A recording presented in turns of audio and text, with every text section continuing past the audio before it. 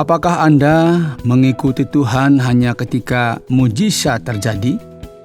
Ketika ada hal-hal yang luar biasa terjadi? Atau bagaimana jika Tuhan berkata kepada Anda, "Lihat, aku akan menghabiskan sekitar 2 tahun tanpa melakukan satu mujizat kecil pun di dalam hidupmu." Pertanyaannya, apakah Anda masih setia? Selamat datang di Jalan 66, sebuah program studi Alkitab yang bertujuan untuk mengurai teks pasal demi pasal dan memahami isinya. Kita akan belajar Alkitab bersama di bawah bimbingan Pak Yohanes, guru kita. Saya, Oti Priambodo, tuan rumah Anda, dan hari ini kita akan belajar Kitab Ulangan pasal yang ke-8 dan yang ke-9 dengan tema Antara Berkat dan Kesengsaraan. Ingin diberkati? Bersiaplah karena hidup ini untuk mereka yang siap menghadapi apapun, bukan untuk mereka yang mudah menyerah. Mari kita belajar bersama. Saudara yang dikasihi oleh Tuhan, puji Tuhan ya, kita masih bisa bersama-sama, masih diberi kesempatan oleh Tuhan, kita tetap diberi waktu, diberi tenaga, diberi pikiran-pikiran yang jernih untuk kita terus belajar kebenaran firman Tuhan. Nah, kita sudah belajar dari Kitab Ulangan pasal 7 dan kita sekarang masuk di pasal 8 dari Kitab Ulangan. Silakan saudara bisa membuka Alkitab saudara dari Ulangan pasal yang ke-8, dan kita akan melihat saudara bahwa di pasal ini mengisahkan tentang sesuatu yang sungguh-sungguh menyakitkan hati bangsa Israel. Apa itu saudara? Yaitu bahwa mereka mengalami penderitaan di padang gurun ketika mereka menuju ke tanah yang dijanjikan oleh Tuhan. Dan kita akan melihat sebuah fakta. Sekalipun mereka mengalami penderitaan, tetapi Tuhan menyertai mereka. Tuhan berjanji bahwa Anda memang sekarang menderita, tetapi saatnya Anda akan mengalami yang namanya kemakmuran. Dan kita melihat juga di pasal 9, hal yang hampir sama yang terjadi. Ada contoh-contoh yang jelas yang diberikan. Dan pertanyaan yang perlu kita pertanyakan pada saat ini. Bagaimana kehidupan kita ketika segala sesuatunya baik dan ketika segala sesuatunya tidak berjalan dengan baik? Gimana? Kalau semuanya aman-aman, bagaimana? Kalau semuanya sepertinya kok tidak sesuai harapan, bagaimana? Ya, ini bisa kita katakan ketika kita berada dalam situasi diberkati oleh Tuhan, kita mungkin bisa bilang haleluya. Tetapi ketika kita mengalami masa-masa sulit, apakah haleluya? Ya, ini kadang-kadang terjadi di tengah-tengah kehidupan kita. Ini dua realitas yang selalu mendampingi kehidupan kita. Dan mari kita melihat di bagian firman Tuhan di pasal 8, dan kita melihatnya sesuatu yang mungkin akan menyegarkan ingatan kita. Ayat 2, ingatlah kepada seluruh perjanjian yang kau lakukan atas kehendak Tuhan Allahmu di padang gurun selama 40 tahun ini, dengan maksud merendahkan hatimu dan mencobai engkau untuk mengetahui apa yang ada dalam hatimu, yakni apakah engkau berpegang pada perintahnya atau tidak. Jadi ia merendahkan hatimu, membiarkan engkau lapar, dan memberi engkau makan mana yang tidak kau kenal dan yang juga tidak dikenal oleh nenek moyangmu, untuk membuat engkau mengerti bahwa manusia hidup bukan dari roti saja, tetapi manusia hidup dari segala yang diucapkan Tuhan. Pakaianmu tidaklah menjadi buruk di tubuhmu, dan kakimu tidaklah menjadi bengkak selama 40 tahun ini. Maka haruslah engkau insaf bahwa Tuhan Allahmu mengajari engkau seperti seseorang mengajari anaknya. Oleh sebab itu haruslah engkau berpegang pada perintah Tuhan Allahmu, dengan hidup menurut jalan yang ditunjukkannya dan dengan takut akan Dia. Sebab Tuhan Allahmu membawa engkau masuk ke dalam negeri yang baik, suatu negeri dengan sungai, mata air dan danau yang keluar dari lembah-lembah dan gunung-gunung. Suatu negeri dengan gandum dan jelainya, dengan pohon anggur, pohon ara dan pohon delimanya. Suatu negeri dengan pohon zaitun dan madunya. Suatu negeri di mana engkau akan makan roti dengan tidak usah berhemat, di mana engkau tidak akan kekurangan apapun. Suatu negeri yang batunya mengandung besi, dan dari gunungnya akan kau gali tembaga. Wow, luar biasa saudara. Ini realitas yang disajikan ketika kita membaca di pasal 8. Saya tahu apakah semua orang akan memperhatikan dengan sangat seksama apa saja yang baru kita baca, baru saja kita dengar. Tetapi dikatakan bahwa Tuhan merendahkan hati orang Israel, membiarkan mereka kelaparan. Tetapi kemudian Dia memberi mereka makan mana, roti dari surga. Ya, seringkali ya, ketika kita mengalami masa-masa sulit, yang biasa kita sebut masalah atau kesengsaraan, banyak orang mengira bahwa kita sedang membayar sesuatu yang telah kita lakukan. Pasti karena dosa-dosanya ini ya, pasti karena dulu dia ini gak benar hidupnya, makanya ya hidupnya susah. Oh, pasti karena ada serangan setan ini, kuasa gelap. Sering terjadi bahwa orang bilang, ini kena santet ya, ini dikirimi orang. Tapi enggak di sini, Tuhan mengizinkan mereka mengalami masa-masa yang sulit untuk mengetahui isi hati mereka, mengetahui niat mereka. Apakah mereka benar-benar enggak mentaati perintahnya atau tidak? Jadi dengan kata lain ya, banyak orang hanya berada di pihak Tuhan ketika ada berkat, ketika berkatnya melimpah, enggak pernah kekurangan. Ini haleluyanya setiap terkejut, haleluya, haleluya. Tetapi ketika ada kesengsaraan, kesulitan, jangankan lihat Alkitab, saudara. Dia ingat nama Tuhan pun syukur-syukur ya. Karena apa? Merasa kok begini hidupku, gak sesuai dengan harapanku. Saudara, ini yang sering terjadi di tengah-tengah kehidupan kita. Kita sering merasa bahwa ketika kita diberkati, kita bisa dengan gampang bilang, haleluya. Tetapi kita saat mengalami kesulitan, haleluya. Bahkan pertanyaan yang mendasar sekarang, apakah benar kita ini sungguh-sungguh mengasihi Tuhan dan memahami bahwa segala berkat itu berasal daripada Tuhan? Tuhan kadang-kadang mengizinkan kita memasuki masa-masa yang sulit, yang sukar. Seperti seorang ayah kadang-kadang mengizinkan anaknya minta A, minta B, nggak diberikan untuk apa? Mendisiplin. Agar mengajari mereka hal-hal yang lebih penting di masa-masa yang akan datang. Kalau semua diberi, dia lupa bahwa segala sesuatu nggak mudah didapat.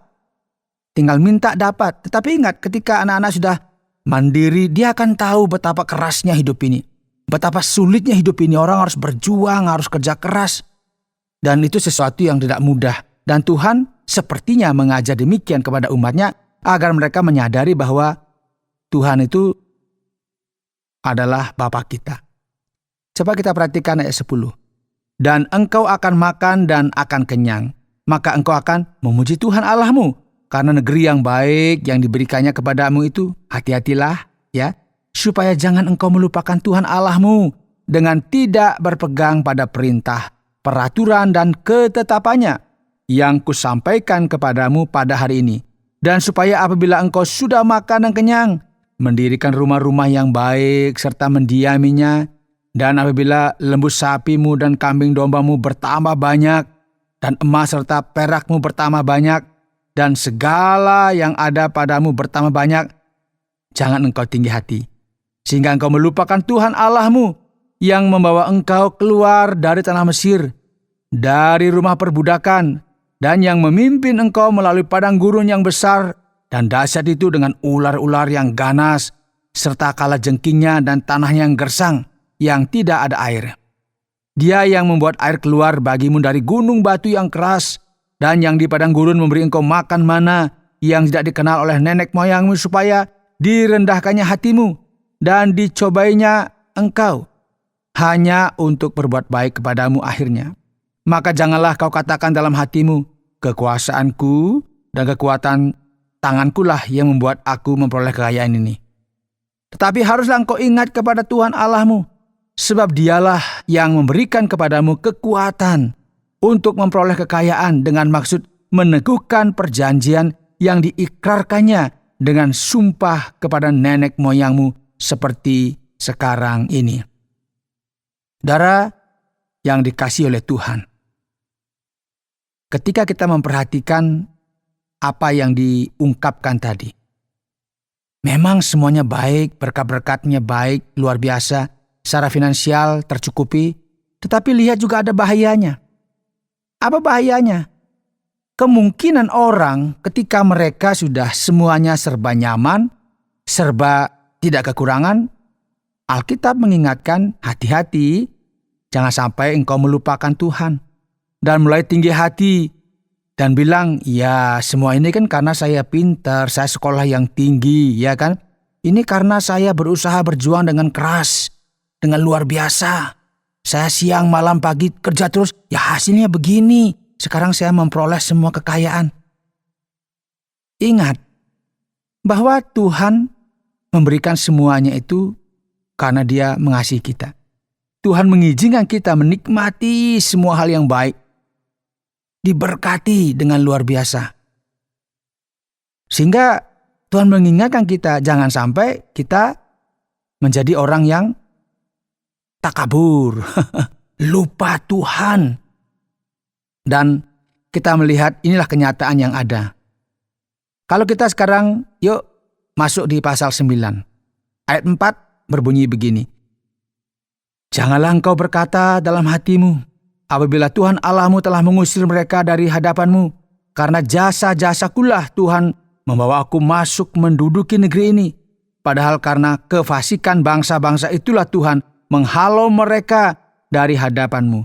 Bukan karena jasa-jasamu atau karena kebenaran hatimu engkau masuk menduduki negeri mereka. Tetapi karena kefasikan bangsa-bangsa itulah Tuhan Allahmu menghalau mereka dari hadapanmu. Dan supaya Tuhan menepati janji yang diikrarkannya dengan sumpah kepada nenek moyangmu, yakni Abraham, Ishak dan Yakub. Jadi, ketahuilah bahwa bukan karena jasa-jasamu Tuhan Allahmu memberikan kepadamu negeri yang baik itu untuk diduduki. Sesungguhnya engkau bangsa yang tegar tengkuk. Saudara yang dikasihi oleh Tuhan, ini fakta yang ingin diungkapkan, yang diingatkan kepada kita juga sebagai orang Kristen yang ada saat ini. Bahwa segala sesuatu yang Tuhan izinkan ada di tengah-tengah kehidupan kita semuanya karena kasih karunia Tuhan, bukan karena jasa-jasa kita. Tuhan mengizinkan kita menikmati semuanya itu. Ya, tetapi kita ingat juga bagaimana bangsa Israel. Mereka pernah memberontak kepada Tuhan, mereka pernah membuat lembu emas dan menyembah dan bilang, lembu ini yang menuntun saya. Dia melupakan bagaimana Tuhan mengeluarkan mereka dari tanah Mesir. Dan ketika mereka sudah diberkati oleh Tuhan, diingatkan hati-hati, jangan sampai kamu lupa bahwa Tuhanlah yang memimpin Anda. Ingat, Tuhan itu maha besar. Tuhan ingin agar kita memiliki hubungan yang sungguh-sungguh, hubungan yang baik dengan Tuhan, mengagungkan Dia. Karena semua prestasi, semua materi yang melekat dan ada di tengah hidup kita semuanya titipan.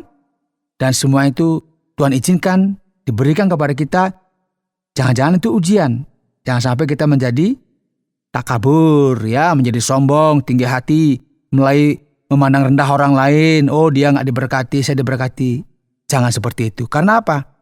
Karena Tuhan mengizinkan semuanya agar kita melihat, mengingat bahwa semuanya itu adalah berkat-berkat daripada Tuhan. Yang terpenting apa, saudara? Bukan berkatnya. Yang terpenting bagaimana relasi kita dengan Tuhan. Itu yang Tuhan mau di tengah-tengah kehidupan kita sebagai orang yang percaya. Baik, terima kasih Pak Yones. Kita sampai di bagian kedua pada sesi tanya-jawab dari kitab Ulangan pasal yang ke-8. Pak Yones, keajaiban yang kita saksikan di padang gurun, apakah itu nyata? Di sini tertulis bahwa pakaian mereka seperti baru selama 40 tahun. Begitu pula sepatu mereka. Maksud saya ini cukup berbeda dan aneh bagi kita di abad yang ke-21 ini. Mengalami semuanya hal ini dan berpikir, wah, keajaiban demi keajaiban terjadi ternyata. Terima kasih Pak Oti. Ketika kita mempelajari Alkitab ya, sangat penting bagi mereka, bagi siapapun, memperhatikan apa yang telah dibaca. Karena ketika seseorang sudah memiliki apa yang kita sebut sudut pandang naturalis, ya, di mana mereka berpikir bahwa tidak ada hal supernatural atau hal yang luar biasa yang bisa terjadi, ya maka mereka akan memahami sebagai kiasan. Nggak mungkin lah, masa 40 tahun baju nggak rusak, sepatu nggak rusak, kaki nggak bengkak. Tapi ingat ya, Kitab suci berulang kali mengatakan bahwa keberlangsungan hidup orang yang melintasi padang gurun sungguh merupakan mujizat. Jadi ini berarti kita dapat berpikir ya, bagaimana mungkin orang-orang ini dapat bertahan hidup di padang gurun tanpa campur tangan ilahi daripada Tuhan? Ya, pakaian mereka, sepatu mereka ini awet begitu ya. Kok bisa ya? Kita pun kalau membeli sepatu, ya mohon maaf, kalau harganya agak murah begitu, dipakai 6 bulan dia sudah jebol, harus beli lem lagi. Kecuali memang sepatunya harganya mahal begitu ya, pasti ada harga, ada kualitas begitu ya. Tetapi kita melihat di sini bagaimana pimpinan Tuhan, penyertaan Tuhan, bahkan kakinya nggak bengkak. Ya ini kan persoalannya. Bisa nggak kita jalan lama begitu ya, katakanlah berkilo-kilo, saya pernah begitu jalan, kaki saya bengkak, waduh sakit luar biasa. Ini harus 3 hari sulit jalan, karena apa? Bengkak. Tetapi kita melihat bagaimana pemeliharaan Tuhan terkait juga dengan apa? Kesehatan mereka. Jadi kita harus menghadapi dan menerima fakta-fakta yang luar biasa ini sebagai sesuatu yang supernatural yang diberikan oleh Tuhan. Ya, dialah yang menyediakan kesehatan dan juga dialah yang memelihara kehidupan kita. Dia sanggup. Amin, saudara? Ya, amin. Jadi jangan bilang Tuhan tidak sanggup. Dia sanggup melakukan segala sesuatu. Bahkan kita kagum juga. Loh kok bisa? Inilah kehebatan Tuhan yang menciptakan alam semesta ini. Saya bahkan pernah melihat pendeta yang berusia sekitar 80-an tahun dan masih sehat walafiat, tanpa perlu khawatir, sementara ada yang berusia 50-an dan kondisinya sangat buruk, bahkan serius. Sepertinya ada hubungannya kan? Tuhan memang memelihara dan menopang, begitu? Iya, itu yang saya katakan. Jadi jangan kita menjadi orang kok bisa. Ya bisa, jika Tuhan mengendaki pasti bisa. Yang seperti dikatakan tadi, ada yang usianya sudah 80 tahun, woi masih sehat. Mohon maaf, ada yang usia mungkin di bawah 50, sudah mulai sakit. Ini kita nggak bisa, inilah kehidupan yang memang Tuhan izinkan di tengah-tengah kehidupan kita. Dan melihat ayat yang ke-7 dan yang ke-9, kita melihat Israel yang sangat berbeda dari tanah Palestina yang kita kenal sekarang. Dikatakan bahwa tanah ini memiliki anak sungai, mata air, lembah, gunung, gandum, dan jelai. Ini tampaknya seperti surga. Minyak dan madu, benarkah itu? Apakah tanah ini akan mengalami banyak perubahan? Apakah memang seindah ini atau hanya gurun pasir yang luas? Tampaknya hanya pasir dan batu. Ya memang ini kita sulit ya memahami karena Israel memang sangat terbatas secara geografis dan banyak hal ya. Ini sangat-sangat kecil sebenarnya. Namun di saat yang sama wilayahnya sangat berbeda ya. Israel memiliki dataran yang luas dan pesisir yang panjang. Dan setelah pesisir ini kita menemukan dataran yang dikenal sebagai Sepelah. Ya. Dan tiba-tiba muncul pegunungan yang menjulang tinggi. Jadi misalnya kita tahu wilayah Yerusalem itu kan tingginya lebih dari 1000 meter. Lalu ada lembah rendah yang dikenal sebagai lembah Yordan. Dan lembah ini semakin rendah sehingga mencapai titik terendah di bumi yaitu Laut Mati. Kedalamannya sekitar 400 meter di bawah permukaan laut. Nah, ketika kita ke utara ya, itu Lebanon, pegunungan di sana jauh lebih tinggi. Dan kita punya namanya Gunung Hermon, ya tempat yang bisa sangat hangat dan di saat yang sama itu bersalju. Kemudian pertanyaannya, ini sebenarnya apa yang terjadi dengan wilayah Israel? Ini wilayah Israel itu yang sangat subur ya, dan wilayah yang lebih dingin dan dapat menghasilkan produk pertanian lainnya. Ada lembah Yordan yang sangat subur. Gurunya di bawahnya itu dekat Sinai itu benar-benar tandus memang. Di sana ada mineral. Dekat Laut Mati itu sangat melimpah. Jadi ini seperti sesuatu yang sudah disetting sedemikian rupa. Ada tempat-tempat yang memang membuat sesuatu yang luar biasa sekalipun itu nampaknya seperti padang gurun pasir. Nah, kitab suci juga berfokus pada bagian yang baik dari negeri ini dibandingkan dengan wilayah selatan Sinai. Jadi jika kita memahami sedikit ya terkait dengan geografi wilayah Israel, kita bisa melihat bagaimana ini sudah diungkapkan di dalam Alkitab, bagaimana Tuhan memang menuntun ke bagian yang baik dari wilayah ini, walaupun juga ada bagian-bagian yang memang tandus dan sebagainya. Nah, yang menarik perhatian bagian ini adalah nasihat dalam beberapa bab terakhir. Ingatlah dan jangan lupakan segala sesuatu yang telah Tuhan lakukan bagimu di masa lalu. Mukjizat-mukjizat di zaman Musa bahkan sudah terjadi lagi. Haruskah kita selalu mengharapkan campur tangan ilahi?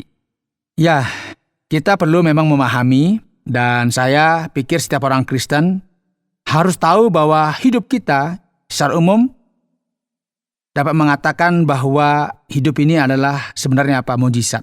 Betul ya? Bisa bangun pagi, saya masih bisa bernapas ya.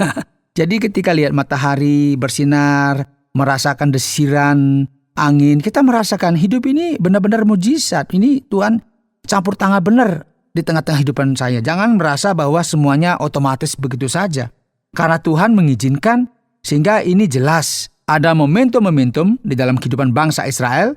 Itu juga ada mujizat-mujizat yang terjadi yang luar biasa, dan kita tahu pada zaman Musa, zaman Elia dan juga Elisa, kemudian di dalam perjanjian baru ketika Yesus dan juga para rasul ini kan melakukan mujizat. Ini melampaui apa yang bisa kita pikirkan. Dengan kata lain, kita juga sebenarnya nggak bisa menuntut Allah melakukan mujizat A atau B. Nggak bisa, ini terserah Tuhan. Bahkan di dalam kitab Amos atau Hosea, kita nggak lihat ada banyak mujizat terjadi. Mujizat terjadi itu sesuai dengan tujuan ilahi, dengan finalitas yang sangat jelas, ada tujuan yang jelas. Misalnya kita lihat mengapa mujizat A terjadi. Pasti ada tujuannya, jadi nggak seperti, ayo buat mujizat, engkau hebat buat mujizat. Nah, pertanyaannya untuk apa?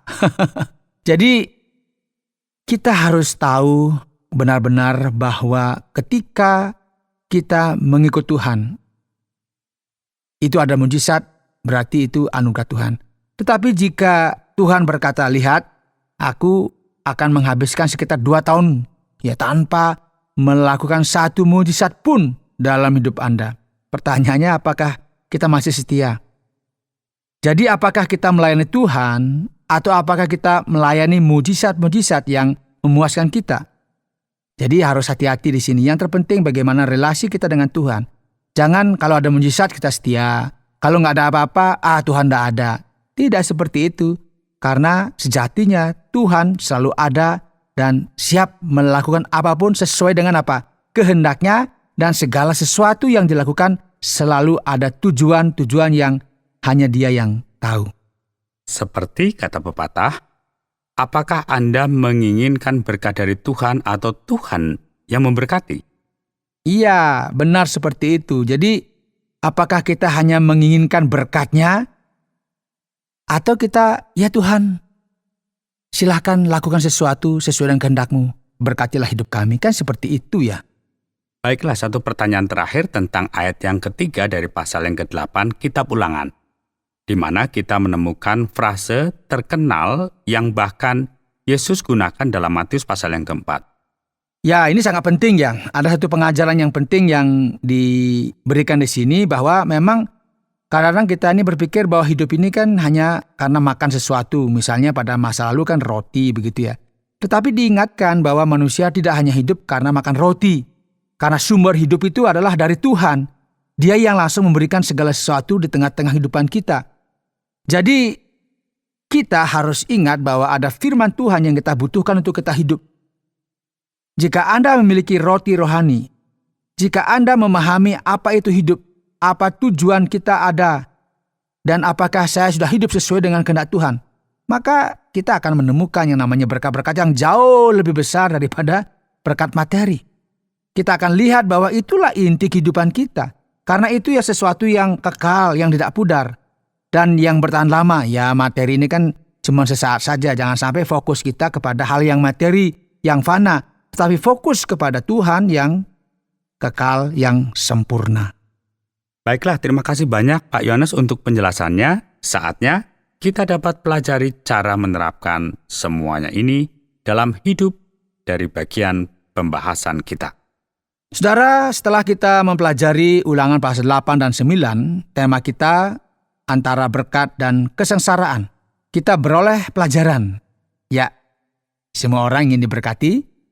Dan apa sebenarnya arti diberkati? Apakah memberi anak semua mainan yang mereka inginkan merupakan berkat bagi mereka? Apakah memberi remaja yang suka memberontak dengan memberikan kebebasan penuh untuk melakukan apa saja yang mereka ingin lakukan itu adalah berkat? Apakah memberikan sumber daya tanpa batas kepada pria atau wanita yang tidak bertanggung jawab akan memberkati mereka? Jadi saudara, kita perlu memahami apa sebenarnya arti berkat. Saudara, berkat adalah sesuatu yang akan bermanfaat bagi kita. Ulangan pasal 8 dan 9 mengajarkan kepada kita bahwa berkat terbesar adalah Tuhan itu sendiri. Ingatlah saudara, yang terpenting ya bukanlah berkat Tuhan, melainkan Tuhan yang memberkati kita. Baik, terima kasih banyak Pak Yohanes. Saudara pendengar, karena waktu yang tidak memungkinkan, kita akhiri program Jalan 66 kali ini. Kami menantikan Anda untuk tetap mengikuti pelajaran berikut dalam lanjutan pembelajaran Alkitab yang memberikan pelajaran menyeluruh tentang firman Tuhan.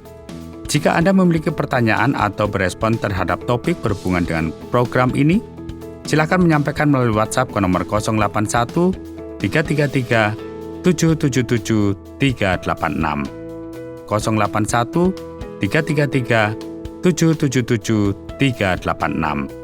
Terima kasih atas perhatian Anda.